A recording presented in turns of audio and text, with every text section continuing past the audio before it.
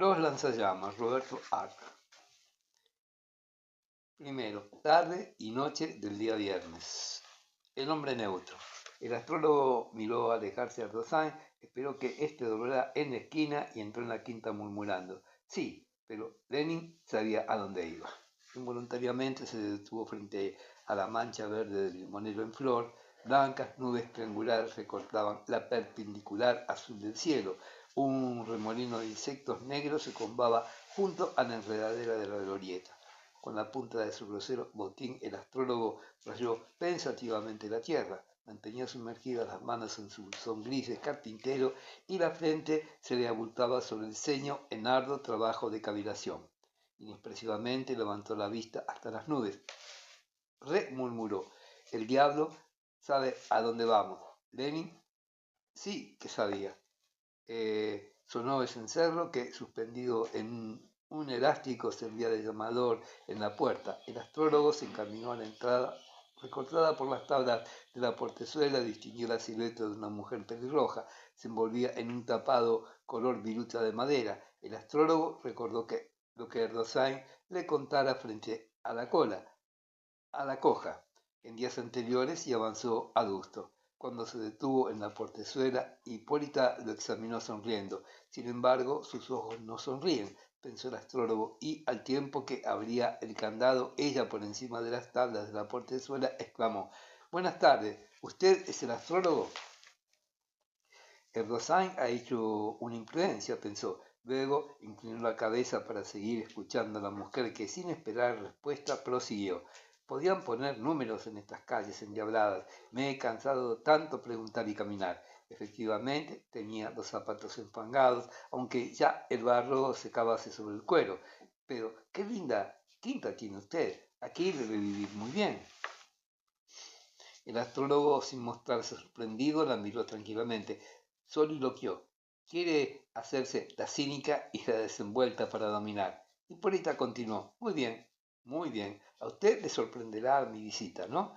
El astrólogo, embutido en su blusón, no le contestó una palabra. Hipólita, desentendiéndose de él, examinó de una ojeada la casa chacra, la rueda del molino coja de una paleta y los cristales azules y rojos de la mampara. Terminó por exclamar: ¡qué notable! ¿Quién le ha torcido la cola al gallo de la veleta? El viento no puede ser. Bajó inmediatamente el tono de voz y preguntó: ¿Erdogan? No me equivoqué, pensó el astrólogo, es la coja. Así que usted es amiga de Erdogan, la esposa de Argueta. Erdogan no está. Haré 10 minutos que salió. Es realmente un milagro que no se hayan encontrado. También usted, ¿a qué barrio viene a mudarse? La quinta me gusta, no puedo decir que no me guste. ¿Tiene mujeres aquí? El astrólogo no quitó las manos de los bolsillos de su blusón. Engallada la cabeza, escuchaba a Hipólita, escrutándole con un guiño en que le entrecerraba los párpados, como si filtrara a través de sus ojos las posibles intenciones de su visitante. Así que usted es amiga de Erdogan. Va la tercera vez que me lo pregunta. Sí, soy su amiga de Erdogan. Pero, Dios mío, qué hombre desatento es usted. Hace 3 horas que estoy parada hablando y todavía no me ha dicho: pase, esta es su casa, tome asiento, sírvase una copita de coñac, quítese el sombrero. El astrólogo cerró un párpado. En su rostro romboidal quedó abierto un ojo burlón. No le irritaba la extraña volubilidad de Hipólita. Comprendía que ella pretendía dominarlo. Además, hubiera jurado que en el bolsillo del tapado de la mujer ese relieve cilíndrico, como el de un carretel de hilo, era el tambor de un revólver. Replicó agriamente: ¿y por qué diablos yo la voy a hacer pasar a mi casa? ¿Quién es usted? Además, mi coñac lo reservo para los amigos, no para los conocidos. Hipólita se llevó la mano al bolsillo de su tapado. Allí tiene el revólver. Pero el astrólogo insistió: si usted fuera amiga mía o una persona que me interesara, por ejemplo, como Barsud, ¿no? Exactamente. Si usted fuera una persona conocida como Barsud, la hacía pasar. Y no solo le ofrecía coñac, sino también algo más. Además, es ridículo que usted me esté hablando con la mano sobre el cabo de un revólver. Aquí no hay operadores cinematográficos. Ni usted ni yo representamos ningún drama. ¿Sabe que es un cínico usted? Y usted es una charlatana. ¿Se puede saber lo que quiere?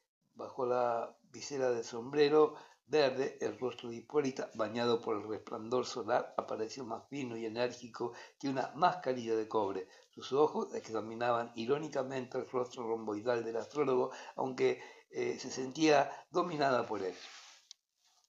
¡Qué hombre!, ¿no? Era tan fácil como supusiera en un principio, y la mirada de él fija, burlona, duramente inmóvil sobre sus ojos, le revisaba las intenciones, pero con indiferencia. El astrólogo se sentó a la orilla de un cantero, dijo si quiere acompañarme, apartando de las hierbas una rama seca. Hipólita se sentó. El astrólogo continuó. Iba a decir que posiblemente, lo cual es un error, usted viene a esterilizarme, a extorsionarme, ¿no es así? Usted es la esposa de Ergueta, necesita dinero y pensó en mí.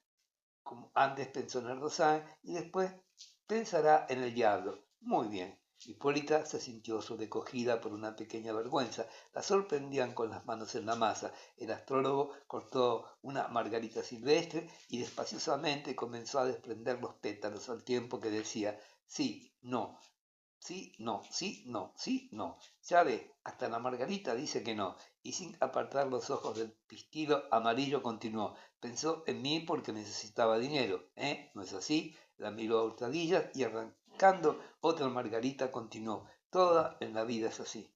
Hipólita miraba encuriosada aquel rostro romboidal y cetrino, pensando al mismo tiempo, sin duda alguna mis piernas están bien formadas. En efecto, era curioso el contraste que ofrecían sus pantorrillas modeladas por medias grises con la tierra negra y el verde borde del pasto. Una súbita simpatía le aproximó a Hipólita al alma, a la vida de ese hombre. Se dijo, este no es un gil, a pesar de sus ideas, y con las uñas arrancó una escama negruzca del tronco de un árbol, cuya corteza parecía un blindaje de corzo agrietado. En realidad, continuó el astrólogo, nosotros somos camaradas. ¿No se ha fijado qué notable? Antes hablaba usted sola, ahora yo. Nos turnamos como en un coro de tragedia griega, pero como le iba diciendo, somos camaradas. Si no me equivoco, usted antes de casarse ejerció voluntariamente la prostitución. Y yo creo que voluntariamente soy un hombre antisocial. A mí me agradan mucho estas realidades y el contacto con ladrones, macros, asesinos, locos y prostitutas. No quiero decirle que toda esa gente tenga un sentido verdadero de la vida. No, están muy lejos de la verdad, pero me encanta de ellos el salvaje impulso inicial que los lanzó a la aventura. Hipólita, con las cejas enarcadas, lo escuchaba sin contestar. Atraía su atención el desacostumbrado espectáculo del tumulto vegetal en la quinta. Innumerables troncos bajos aparecían envueltos en una lluvia verde que el sol chapaba de oro en sus flancos envuelto al poniente. Vastas nubes inmovilizaban ensenadas de mármol. Un macizo de pinos curvados, con puntas dentadas como puñales javaneses, perforaban el quieto mar. Cerúleo. Más allá, algunos troncos sobrellevaban en sus masas de pizarra gris un oscuro planeta de ramajes emboscadas. El astrólogo continuó. Nosotros estamos sentados aquí entre los pastos y en estos mismos momentos en todas las usinas del mundo se funden cañones y corazas, se arman Wood, millones de locomotoras maniobran en los rieles que rodean el planeta. No hay una cárcel en la que no se trabaje. Existen millones de mujeres que en este mismo minuto preparan un guiso en la cocina, millones de hombres que jadean en la cama de un hospital, millones de criaturas que escriben sobre un cuaderno su lección. ¿Y no le parece curioso este fenómeno? Tales trabajos, fundir cañones, guiar ferrocarriles, purgar penas carcelarias, preparar alimentos, gemir en un hospital, trazar lechas con dificultad, todos esos trabajos se hacen sin ninguna esperanza, ninguna ilusión, ningún fin superior. ¿Qué le parece, amiga Hipólita? Piense que hay cientos de hombres que se mueven en este mismo minuto que le hablo alrededor de las cadenas que soportan un cañón candente. Lo hacen con tanta indiferencia como si en vez de ser un cañón fuera un trozo de coraza para una fortaleza subterránea. Arrancó otra margarita y desparramando los pétalos blancos continuó. Ponga en fila a esos hombres con su martillo, a las mujeres con su cazuela, a los presidiarios con sus herramientas, a los enfermos con sus camas, a los niños con sus cuadernos. Haga una fila que pueda dar varias veces la vuelta al planeta. Imagínese usted recorriéndole, inspeccionándola y al llegar al final de la fila preguntándose, ¿se puede saber qué sentido tiene la vida? ¿Por qué dice usted eso? ¿Qué tiene que ver con mi visita? Y los ojos de Hipólita chispearon maliciosamente. El astrólogo arrancó un puñado de hierba del lugar donde apoyaba la mano. Se lo mostró a Hipólita y dijo, lo que estoy diciendo tiene un símil con este pasto. Los otros son los hierbajos del alma, los llevamos adentro. Hay que arrancarlos para dárselos de comer a las bestias que se nos acercan y envenenarles la vida. La gente indirectamente busca verdades. ¿Por qué no dárselas? Dígame, Hipólita, ¿usted ha viajado? He vivido en el campo un tiempo, con un amante. No, yo me refiero a si he estado en Europa. No, pues yo sí, he viajado y de lujo, en vagones construidos con chapas de acero esmaltadas de azul, en transatlánticos como palacios. Miró rápidamente de reojo a la mujer y lo construirán más lujosos aún, barcos más fantásticos aún, aviones más veloces. Vea, apretarán con un dedo un botón y escucharán simultáneamente las músicas de las tierras distantes y verán bajo el agua y dentro de la tierra y no por eso serán un ápice más felices de lo que son hoy. ¿Se da cuenta usted? Hipólita asintió, presa de malestar. Todo aquello era innegable, pero ¿con qué objeto le comunicaba tales verdades? No se entra con placer a una arena ardiente. El astrólogo se encogió de hombros. Ya sé que esto no es agradable, da frío en la espalda, ¿no? Hace años que me lo digo. Cierro los ojos y dejo caer mi alma desde cualquier ángulo. A veces tomo los periódicos. Mire el diario de hoy. Sacó una página de telegramas del bolsillo y leyó. En el Támesis se hundieron dos barcas, en Belo Horizonte se produjo un tiroteo entre dos facciones políticas, se ejecutaron en masa a los partidarios de Yahya Bacao. La ejecución se llevó a cabo atando a los reos a la boca de los cañones de una fortaleza en Kabul. Cerca de Mons, Bélgica, hubo una explosión de grisú en una mina frente a las costas de Lebu, Chile. Se hundió un ballenero. En Frankfurt, Kentucky, se entablarán demandas contra los perros que dañan al ganado. En Dakota se desplomó un puente. Hubo 30 víctimas. Al Capone y George Moran, bandidos de Chicago, han efectuado una alianza. ¿Qué me dice usted? Todos los días así. Nuestro corazón no se emociona ya ante nada. Cuando un periódico aparece sin catástrofes sensacionales, nos encogemos de hombros y los tiramos a un rincón. ¿Qué me dice usted? Estamos en el año 1929. Hipólito cerró los ojos pensando, ¿en verdad qué puedo decirle a este hombre? Tiene razón, pero ¿acaso yo tengo la culpa? Además, sentía frío en los pies. ¿Qué le pasa que se ha quedado tan callada? ¿Entiende lo que le pregunto? Sí, lo entiendo y pienso que cada uno tiene que conocer en la vida muchas tristezas. Lo notable es que cada tristeza es distinta a la otra, porque cada una de ellas se refiere a una alegría que no podemos tener. Usted me habla de catástrofes presentes y yo me acuerdo de sufrimientos pasados. Tengo la sensación que me arrancaron el alma con una teneza, la pusieron sobre un yunque y descargaron tantos martillazos hasta dejármela aplastada por completo. El astrólogo sonrió imperceptiblemente y repuso, el alma se queda a ras de tierra como si tratara de escapar de un bombardeo invisible. Hipólita apretó los párpados, sin poder explicarse el porqué. Recuerda la época vivida con su amante en un pueblo de llanura. El pueblo consistía en una calle recta, no tiene que hacer el más mínimo esfuerzo para distinguir la fachada del almacén, el hotel y la fonda. El almacén era de ramos generales, la tienda del turco, la carpintería, más allá un taller mecánico, cerca de corrales, vista a campo obstaculizada por unas tapias de ladrillos, galpones inmensos, gallinas picoteando restos de caseína frente a un tambo, un automóvil se detenía junto a la usina a gas, pobre, una mujer con la cabeza cubierta con una toalla desaparecía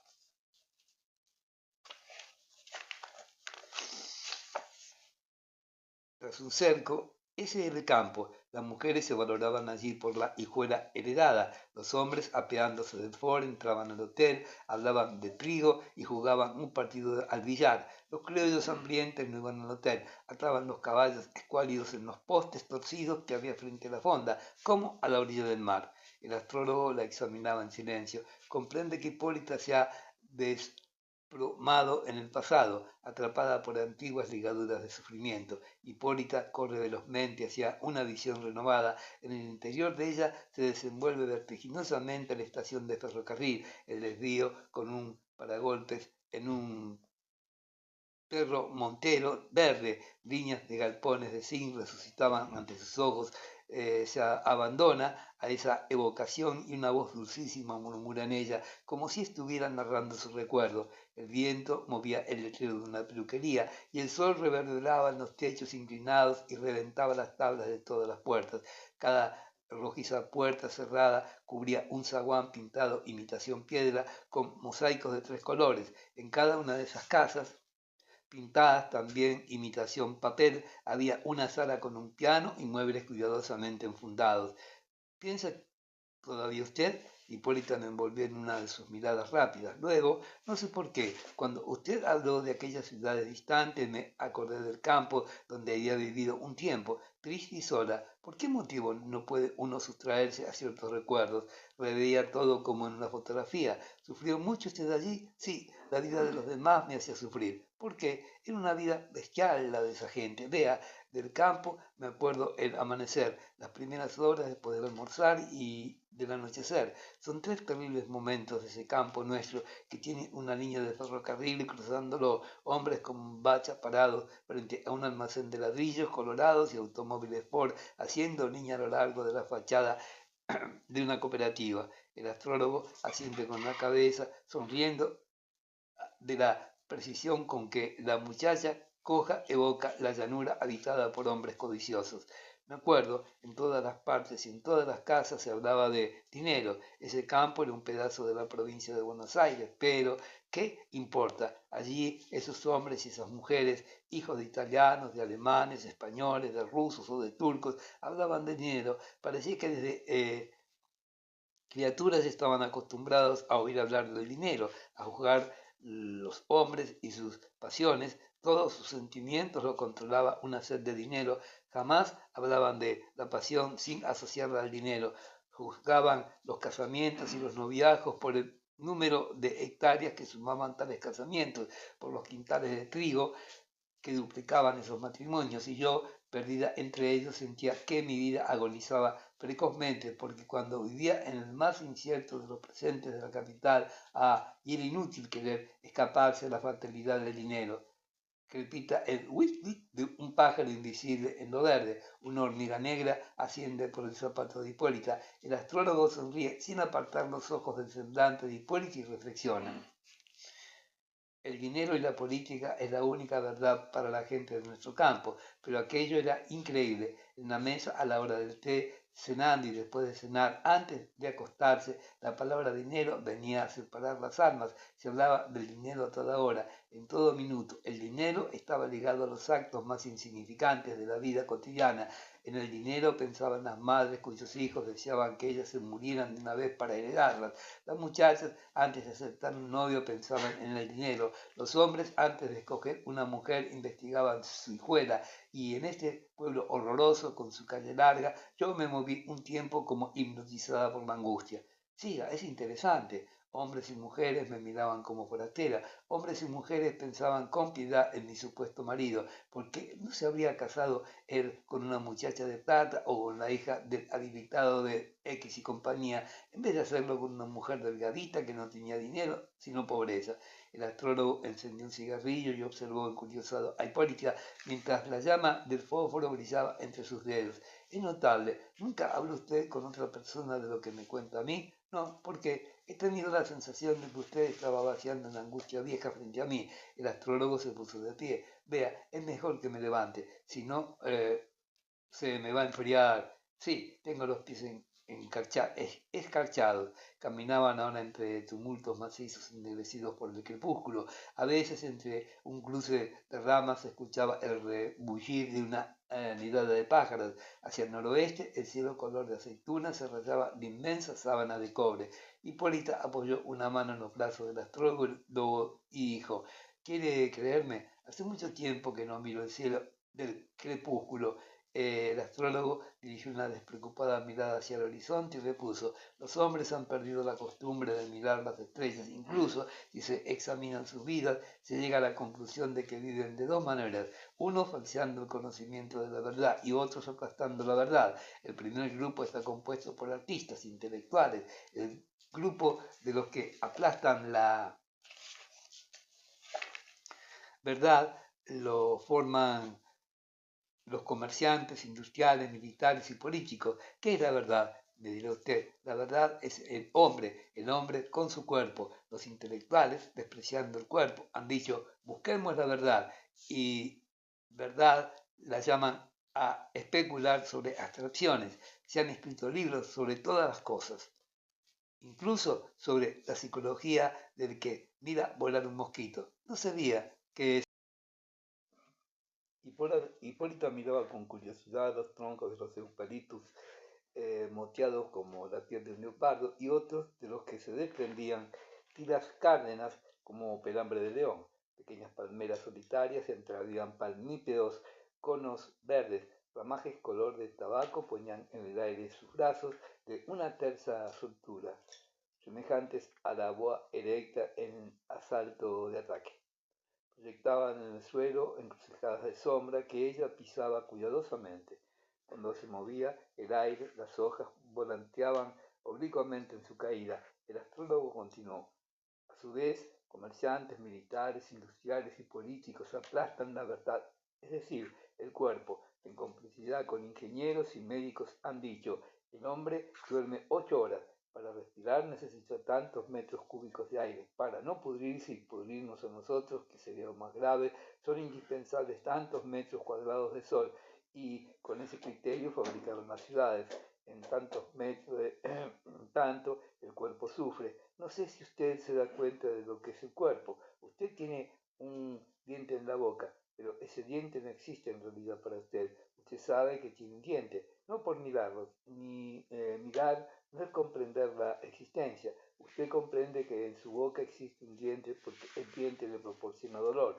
Bueno, los intelectuales esquivan este dolor del nervio del cuerpo que la civilización ha puesto a descubierto. Los artistas dicen: este nervio no es la vida es un hermoso rostro, un bello crepúsculo, una ingeniosa frase, pero de ningún modo se acercan al dolor. A su vez, los ingenieros y los políticos dicen: para que el nervio no duela son necesarios tantos estrictos metros cuadrados de sol y tantos gramos de mentiras éticas, de mentiras sociales, de narcóticos psicológicos, de mentiras noveladas, de esperanzas para dentro de un siglo. Y el cuerpo, el hombre, la verdad, sufren porque mediante el aburrimiento tienen la sensación de que existen como el diente podrido existe para nuestra sensibilidad cuando el aire toca el nervio. Para no sufrir había que olvidarse del cuerpo, y el hombre se olvida del cuerpo cuando su espíritu vive intensamente, cuando su sensibilidad, trabajando fuertemente, hace que vea en su cuerpo la verdad inferior que puede servir a la verdad superior. Aparentemente estaría en contradicción con lo que decía antes, pero no es así. Nuestra civilización se ha particularizado en hacer del cuerpo el fin en vez del medio, y tanto lo han hecho fin que el hombre siente el de su cuerpo y el dolor de su cuerpo, que es el aburrimiento. El remedio que ofrecen los intelectuales, el conocimiento es estúpido. Si usted conociera a todos los secretos de la mecánica o de la ingeniería y de la química, no sería un adarme más feliz de lo que es ahora, porque esas ciencias no son las verdades de nuestro cuerpo. Nuestro cuerpo tiene otras verdades, es en sí una verdad. Y la verdad es el río que corre, la piedra que cae, el postulado de Newton. Es la mentira, aunque fuera verdad. Ponga que el postulado de Newton es verdad. El postulado no es la piedra, Esa diferencia entre el objeto y la definición es la que hace inútil para nuestra vida las verdades o las mentiras de la ciencia. ¿Me comprende usted? Sí, lo comprendo perfectamente. Usted lo que quiere es ir hacia la revolución. Usted indirectamente me está diciendo, quiere ayudarme a hacer la revolución y para evitar entrar en lleno en materia, subdivide su tema. El astrólogo se echó a reír. Tiene usted razón, es una gran mujer. Hipólita levantó la mano hasta la mejilla del hombre y dijo, quisiera hacer suya, súbitamente lo deseo mucho. El astrólogo retrocedió. Sería muy feliz de serle infiel a mi esposo. Él la miró de una mirada y sonriendo fríamente le contestó, es notable lo que le sugieren mis reflexiones. El deseo es mi verdad en este momento. Yo he comprendido perfectamente todo lo que ha dicho usted y mi entusiasmo por usted es ese deseo. Usted ha dicho la verdad, mi cuerpo es mi verdad. ¿Por qué no regalárselo? Una arruga terrible rodeó la frente del astrólogo. Durante un minuto Hipólita tuvo la sensación de que él la iba a estrangular. Luego movió la cabeza, miró a lo lejos, a una distancia en que la bombada claridad de sus pupilas debía ser infinita, y dijo secamente, sí, su cuerpo en este momento es su verdad, pero yo no la deseo a usted, además que no puedo poseer a ninguna mujer, estoy castrado. Entonces las palabras que ella le dijo a Erdogan esa noche nuevamente estallaron en su boca. ¿Cómo? ¿Vos también? Un gran dolor. Entonces somos igual. Yo tampoco he sentido nada, nunca, junto a ningún hombre. Y vos, el único hombre, ¡qué vida! Cayó contemplando pensativamente los elevadísimos abanicos de los eucaliptus. Habría conos diamantinos chapados de sol sobre la combada cresta de la vegetación menos alta, oscurecida por la sombra y más triste que una caverna marítima. El astrólogo inclinó la frente como toro que va a embestir una valla. Luego, mirando a las alturas de los árboles, se rascó la cabeza y dijo, en realidad, yo, él, vos, todos nosotros estamos al otro lado de la vida. Ladrones, locos, asesinos, prostitutas, todos somos iguales. Yo, Erdogan, el buscador de oro, el rufián melancólico, Barsud, todos somos iguales. Conocemos las mismas verdades. Es una ley. Los hombres que sufren llegan a conocer idénticas verdades. Hasta pueden decirlas casi con las mismas palabras, como los que tienen una igual enfermedad física. Pueden sepan leer o escribir o no, describirla con semejantes palabras cuando ésta se manifiesta en determinado grado. ¿Pero usted cree en algo? ¿Tiene algún Dios? No sé, hace un momento sentí que la dulzura de Cristo estaba en mí. Cuando usted se ofreció a mí, tuve deseos de decirle, y vendrá Jesús. Se echó a reír. Hipólita tuvo miedo, pero él la tranquilizó poniéndole la mano en el hombro, a tiempo que decía, Erdogan tiene razón cuando dice que los hombres se martirizan entre sí hasta el cansancio. Si Jesús no viene otra vez a nosotros. ¿Cómo? ¿Y usted tan inteligente? ¿Cree en Erdogan? Y además lo respeto mucho. Creo en la sensibilidad de Erdogan. Creo que Erdogan vive por muchos hombres simultáneamente. ¿Por qué no se dedica a quererlo usted? Hipólita se echó a reír. No, no me da la sensación de ser una pobre cosa a la que se puede manosear como se quiere. El astrólogo movió la cabeza.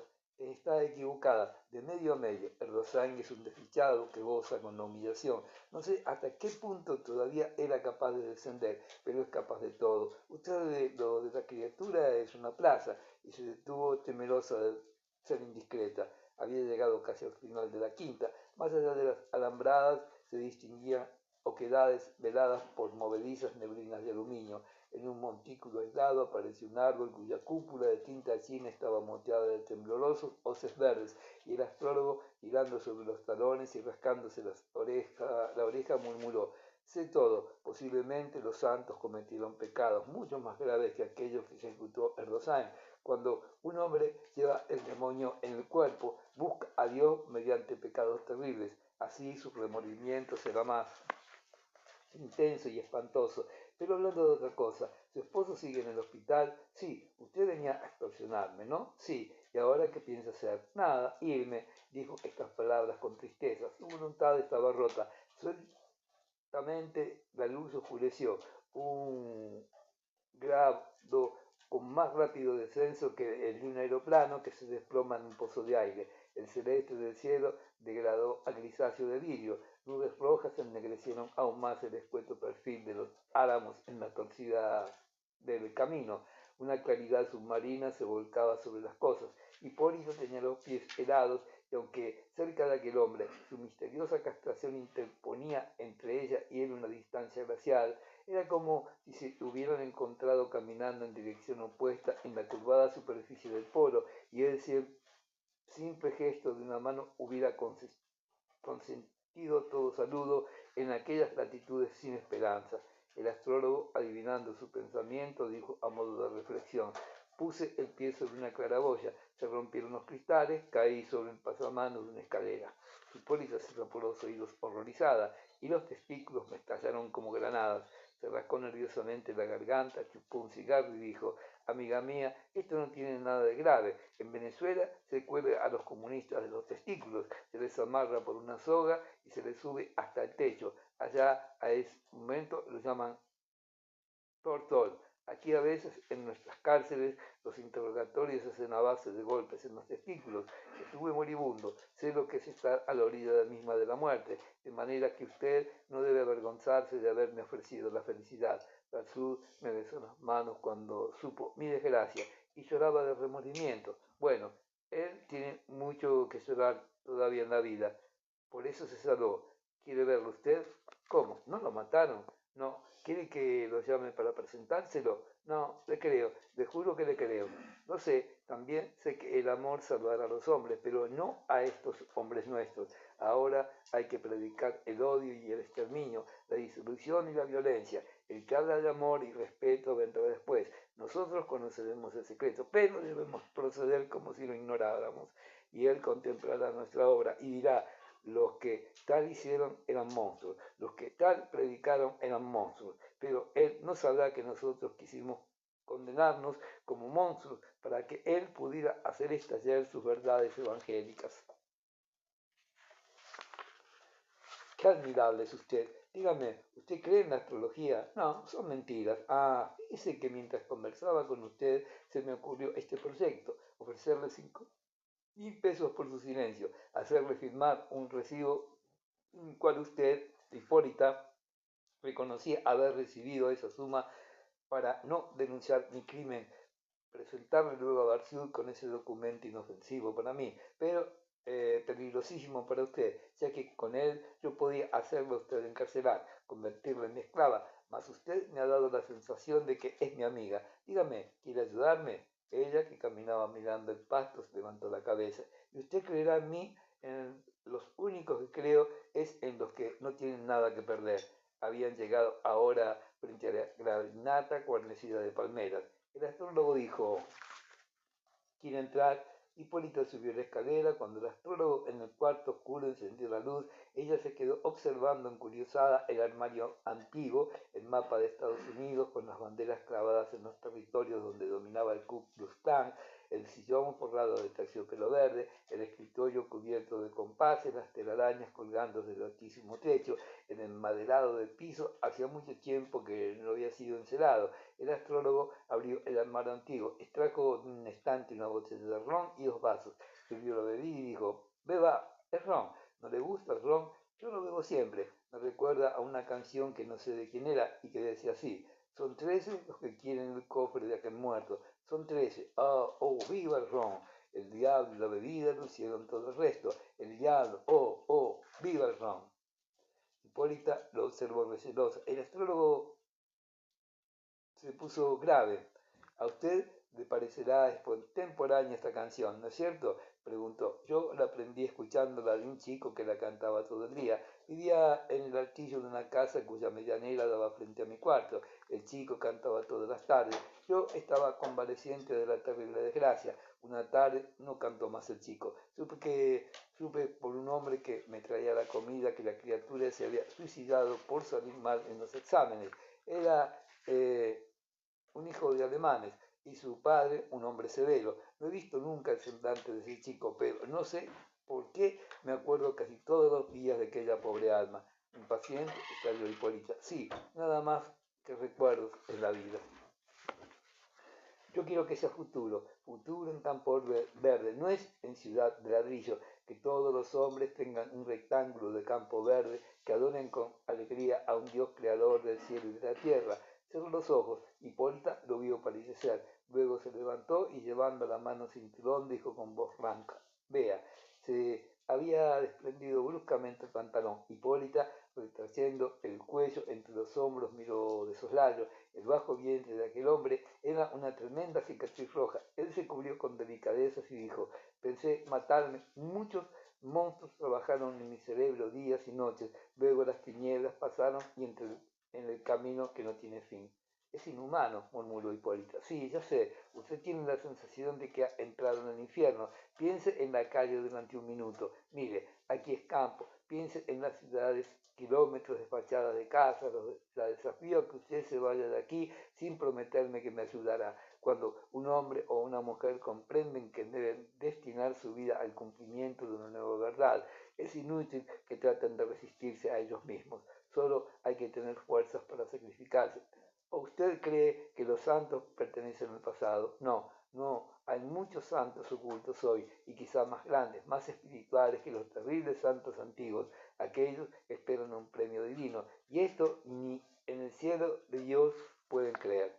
¿Y usted? Yo creo en el único deber, luchar para destruir esta sociedad implacable. El régimen capitalista, en complicidad con los ateos, ha convertido al hombre en un monstruo escéptico, verdugo de sus semejantes por el placer de un cigarro, de una comida, de un vaso de vino, cobarde, astuto, mezquino, lascivo, escéptico, avaro y glotón, del hombro al cual debemos esperar nada. Hay que dirigirse a las mujeres, crear células de mujeres con espíritus revolucionarios, introducirse en los hogares, en los normales, en los liceos, en las oficinas, en las academias, en los talleres. Son las mujeres que pueden impulsarlos a estos cobardes a rebelarse. ¿Y usted cree en la mujer? Creo, firmemente creo. ¿Y por qué? Porque ella es el principio y fin de la verdad. Los intelectuales la desprecian porque no se interesan por las divagaciones que ellos construyen para esquivar la verdad. Y es lógico, la verdad es el cuerpo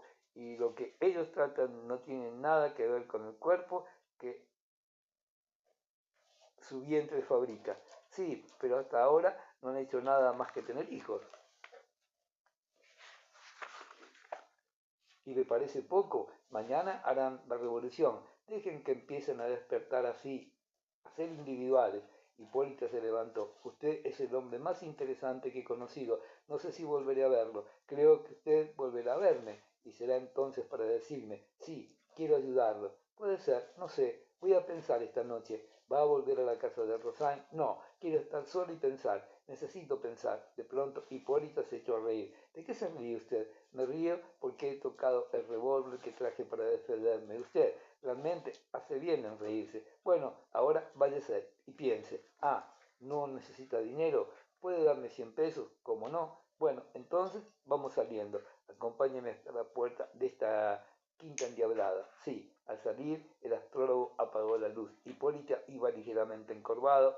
Murmuró, estoy cansada. Los amores de Rosain. Rosain se detuvo asombrado frente al nuevo edificio en el que se encontraba el departamento al cual se había mudado. No terminaba de explicarse el suceso. ¿En qué circunstancias dejó su casa por la pensión en la cual hasta hace algunos días vivía Bachur? Preocupadísimo, miró alrededor. Él vivía allí. Había alquilado el mismo cuarto que ocupara Bachur. ¿Por qué? ¿Cuándo ejecutó ese acto? Cerró los ojos para atraer a la superficie de su memoria los detalles que constituían la determinación para ejecutar aquel hecho absurdo, pero aquella franja de vida estaba demasiado cubierta de sucesos recientes y confusos. En realidad está allí con la misma extrañeza con que podía encontrarse en un calabozo del departamento de policía o en cualquier parte. Además, ¿de dónde ha sacado el dinero? Ah, sí, el rufián melancólico. ¿Cuándo preparó sus maletas? Se pasa la mano por la frente para disipar la neblina que cubre la franja mental y lo único que sabe es que ocupa el mismo cuarto del hombre que lo ofendió cruelmente y a quien hizo secuestrar, robar y matar. Pero Hipólita, ¿cómo averiguó su dirección? Inútilmente Erdosain cabila esos enigmas, del mismo modo que el hombre que despierta después de un acceso de sonambulismo se encuentra perplejo en parajes desconocidos, aquellos en los que se había dormido. Ah, todo eso, qué penuria mental almacena para olvidarse del mundo. Asqueado, avanza por el corredor del edificio en un abovedado a cuyos costados se arman rectángulos enrejados de ascensores y puertas que vomitan hedores de aguas hervidas y polvos de arroz.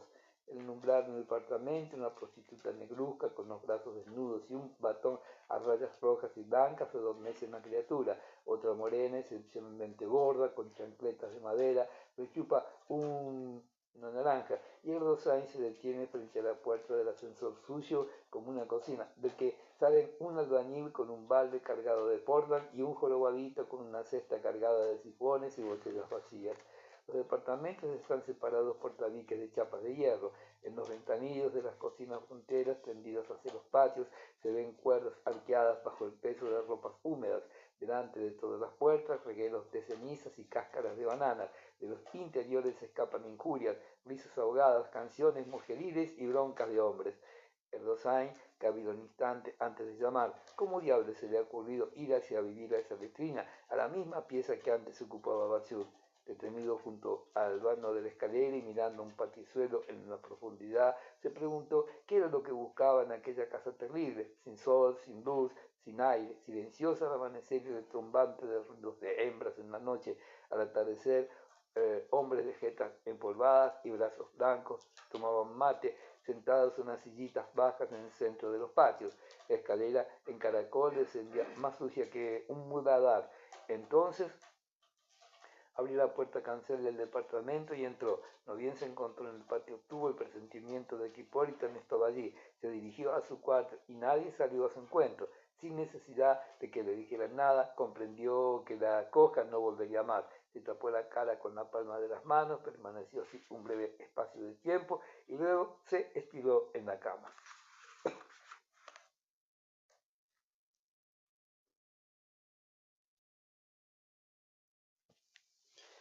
Cerró los ojos. Tinieblas blancuzcas se inmovilizaban frente a sus párpados y el reposo que recibía de la cama en su cuerpo horizontal circulaba como una inyección de morfina por sus venas. Trató de recibir dolor pensando en su esposa. Fue inútil. Una imagen desteñida tocó con 3 puntos de relieve su sensibilidad relajada, ojos, nariz y mentón. Era lo único que sobrevivía de Elsa.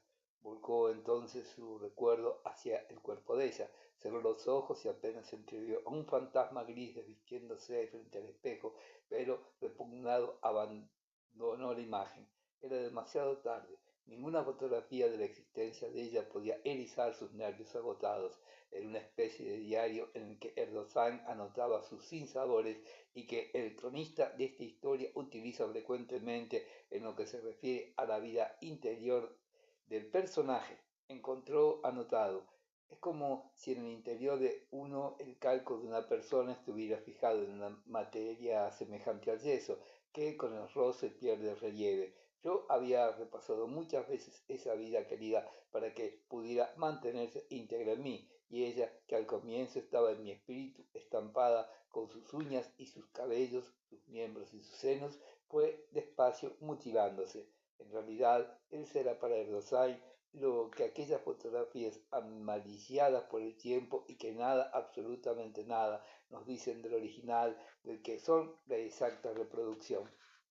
Entonces Erdosain trató de recordarlo a Barsud y un bostezo de fastidio le dilató las quijadas. No le interesaban los muertos. Sin embargo, entre destellos solares sobre una curva de riel se desprendió por un instante de la superficie de su espíritu la ovalada carita pálida de la jovencita de ojos verdosos y rulos negros arrugados a la garganta por el viento y pensó: estoy monstruosamente solo. ¿A qué grado de insensibilidad he llegado para tener el alma tan vacía de remordimientos?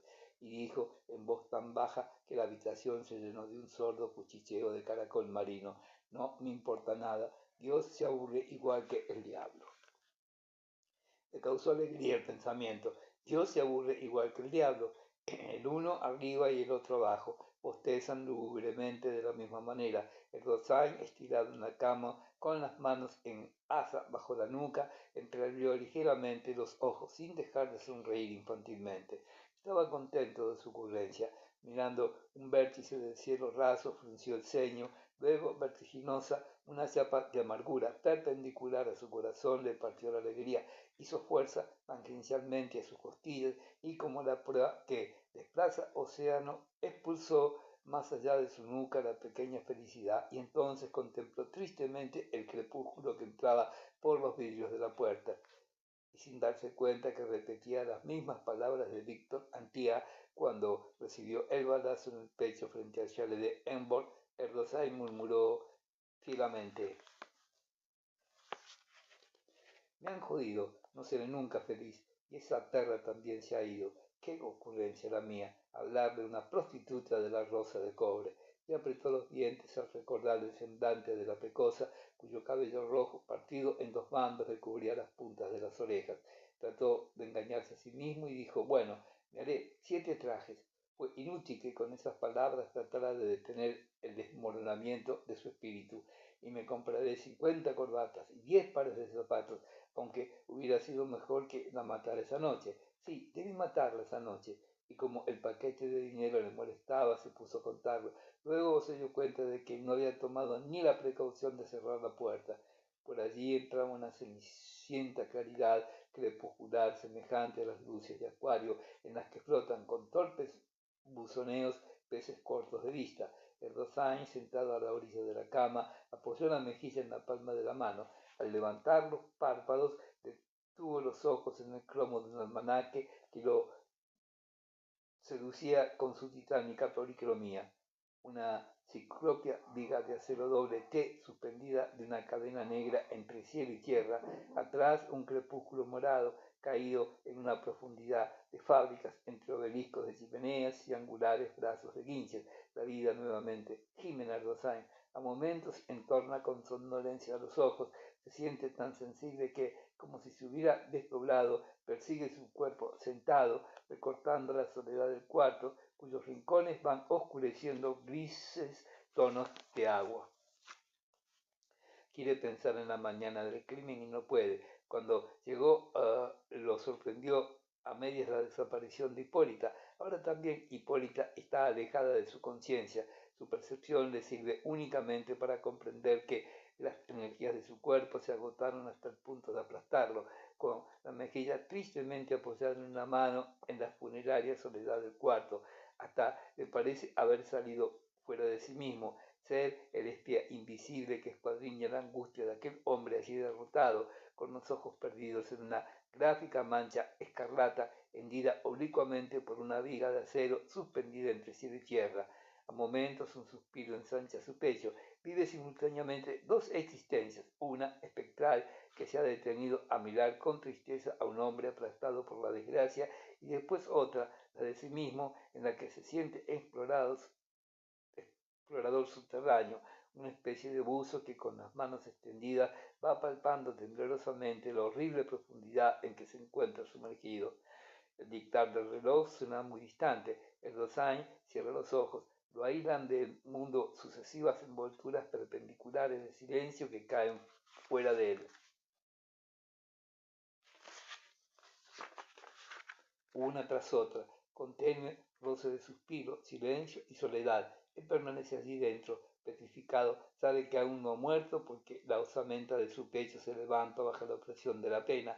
Quiere pensar, ordenar sus ideas, recuperar su yo, y ello es imposible. Si se hubiera quedado paralítico no le sería más difícil mover un brazo que poner ahora en movimiento su espíritu. Ni siquiera percibe el latido de su corazón. Cuanto más en el núcleo de aquella oscuridad que pesa sobre su frente, distingue un agujerito abierto hacia los mástiles de un puerto distantísimo. Es única vereda de sol de una ciudad negra y distante, con graneros cilíndricos de cemento armado, vitrinas de cristales gruesos, y aunque quiere detenerse, no puede, se desmorona vertiginosamente hacia una supercivilización espantosa, ciudades tremendas en cuyas terrazas cae el polvo de las estrellas y en cuyos subsuelos Triples redes de ferrocarriles subterráneos superpuestos arrastran una humanidad pálida hacia un infinito progreso de mecanismos inútiles. El Rosain gime y se retorce las manos. De cada grado que se compone el círculo del horizonte, ahora él es el centro del mundo. Le llega una certificación de su pequeñez infinita. Molécula, átomo, electrón, y él hacia los 360 grados de que se compone cada círculo de horizonte, envía su llamado angustioso. ¿Qué alma le contestará? Se toma la frente quemante y mira alrededor. Luego cierra los ojos y en silencio repite su llamado. Aguarda un instante esperando respuesta y luego, desalentado, apoya la mejilla en la almohada. Está absolutamente solo entre 3 millones de hombres y en el corazón de una ciudad, como si de pronto un declive creciente hubiera precipitado su alma hacia un abismo. Piensa que no estaría más solo en la blanca llanura del polo, como fuegos fatos en la tempestad. Tímidas voces con palabras iguales repiten el timbre de queja desde cada centímetro cúbico de su carne atormentada. ¿Qué hacer? ¿Qué debe hacerse? Se levanta y asomándose a la puerta del cuarto mira el patio entenebrecido, levanta la cabeza y más arriba, reptando los muros, descubre un paralelogramo de porcelana celeste encastado en el cemento sucio de los muros. Esta es la vida de la gente, se dice. ¿Qué debe hacerse para terminar con semejante infierno? Cada pregunta que se hace resuena simultáneamente en sus meninges. Cada pensamiento se transforma en un dolor físico, como si la sensibilidad de su espíritu se hubiera contagiado a sus tejidos más profundos. El Rosain escucha el estrépito de estos dolores repercutir en las palancas de sus dedos, en los muñones de sus brazos, en los nudos de sus músculos, en los tibios recovecos de sus intestinos. En cada oscuridad de su entraña estalla una burbuja de fuego fato que emblequeó la espectral pregunta. ¿Qué debe hacerse? Se aprieta las sienes, se las prensa con los puños. Está ubicado en el negro centro del mundo, es el eje doliente carnal de un dolor que tiene 360 grados y piensa, es mejor acabar. Lentamente retira el revólver del cajón de la mesa. El arma empavonada pesa en la palma de su mano. El Rosain examina el tambor, lo hace girar, observando las cápsulas amarillas de bronce con los cárdenos fulminantes de cobre. Endereza el revólver, mira el cañón con el negro vacío interior. El Rosain apoya el tubo sobre su corazón y siente en la piel la presión circular del tejido de su ropa. Bloques de oscuridad se desmoronan ante sus ojos. Se acuerda de Elsa, la distingue en aquel terrible cuarto empapelado de azul. De la superficie de la oscuridad se desprende su boca entreabierta para recibir los besos de otro.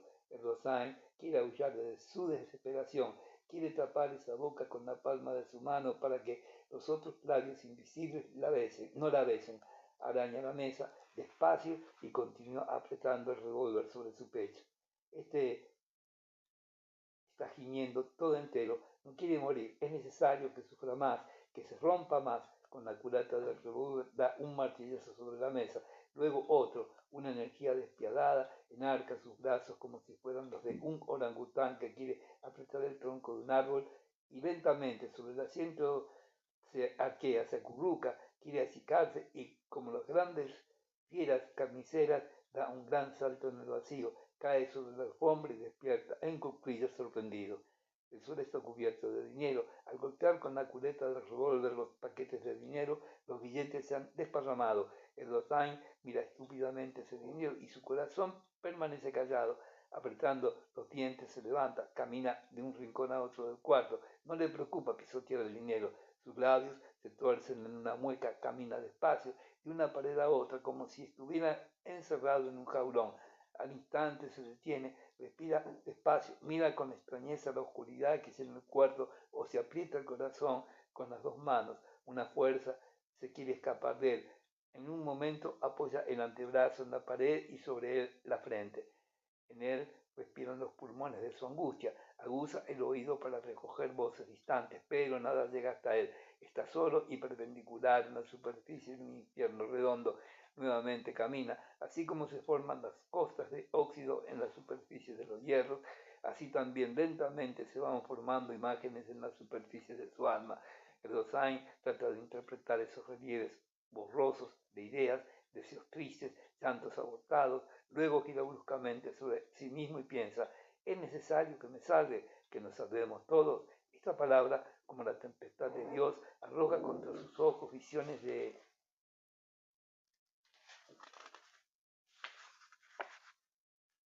caseríos templados al rojo cobre, ventanucos en los que se recuadran rostros de condenados, mujeres arrodilladas junto a una cuna, puños que amenazan el cielo de Dios, y el Rosain sacude la cabeza semejante a un hombre que tuviera las sienes horadadas por una saeta. Es tan terrible todo lo que adivina que abre la boca para absorber un gran trago de aire, se sienta otra vez junto a la mesa, ya no está en él ni es él, dirige alrededor miradas oblicuas, piensa que es necesario descubrir la verdad, que aquel es el problema más urgente porque si no enloquecerá, y cuando ya retorna su pensamiento el crimen, su crimen no es crimen, trata de evocar el fantasma de Hipólita, pero una experiencia misteriosa parece decirle que Hipólita nunca estuvo allí y siente tentaciones de gritar. Luego su pensamiento se interrumpió. Tuvo la sensación de que alguien le estaba observando. Levantó la cabeza con lentitud precavida y en el umbral de la puerta observó detenida a doña Ignacia, la dueña de la pensión. Más tarde, refiriéndose a dicha circunstancia, me decía Rosain, cuando vi a aquella mujer allí inmóvil, espiándome, experimenté una alegría enorme. No sabía lo que podía esperar de ella, pero el instinto me decía que ambos deseábamos recíprocamente utilizarnos.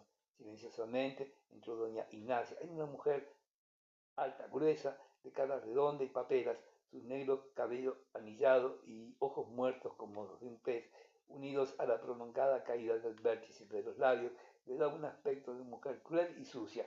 En torno del cuello llevaba una cinta de terciopelo negro, unas zapatillas rotas desaparecían bajo el ruedo de su balón de cuadros negros y blancos, abultado extraordinariamente sobre los pechos, soslayó el dinero y, pasando la lengua ávidamente por el borde de sus labios lustrosos, dijo: Señor Erdosain, sin cuidarse de guardar el dinero, se volvió. Ah, es usted. La señora que durmió aquí esta noche dijo que no la esperara. ¿Cuándo se fue? Esta tarde, hace 3 horas. Está bien. Y volviendo la cabeza continuó contando el dinero. Doña Ignacia, hipnotizada por el espectáculo, se quedó allí inmóvil. Se había cruzado de brazos y me decía los labios ávidamente: Jesús y María, señora Erdosain, ¿ha ganado la grande? No, señora, es que he hecho un invento. Y antes de que la menestrala tuviera tiempo de asombrarse, el que, si minutos antes le preguntaran el origen de ese dinero, no supiera qué contestar, sacó del bolsillo la rosa de cobre y mostrándosela a la mujer dijo: Ve, esta es una rosa natural y mediante mi invento en poca hora se convierte en una flor de metal. La Electric Company me ha comprado la patente de invención. Seré rico. La menestrala examinó sorprendida la bermeja flor metálica, hizo girar entre sus dedos el tallo de alambre y contempló extasiada los finos pétalos metalizados. Pero es posible que usted... ¿Quién iba a decir? Qué bonita flor. Pero, ¿cómo se le ocurrió esa idea? Hace mucho tiempo que estudié el invento. Yo soy inventor, así como usted me ve. Posiblemente nadie me superingenio en este país. Estoy predestinado a ser inventor, señora. Y algún día, cuando yo me haya muerto, la vendrán a ver a usted y le dirán: pero, díganos, señora, ¿cómo era ese mozo? No le extrañe a usted que salga pronto mi retrato en los diarios. Pero siéntese, señora, estoy muy contento. Bendito sea Dios, ¿cómo para no estarlo? Ya me decía el corazón cuando lo vi a usted la primera vez que usted era un hombre raro. Y si supiera usted los inventos que estudia ahora, se caería de espaldas. Esta plata que tengo aquí no es toda, sino una parte de lo que me han dado. Cuando la rosa de cobre se venda en Buenos Aires me pagarán 5.000 pesos más. La Electric Company, señora, estos norteamericanos son plata en mano. Pero hablando de todo un poco, señora, ¿qué le parece si me casara ahora que tengo dinero?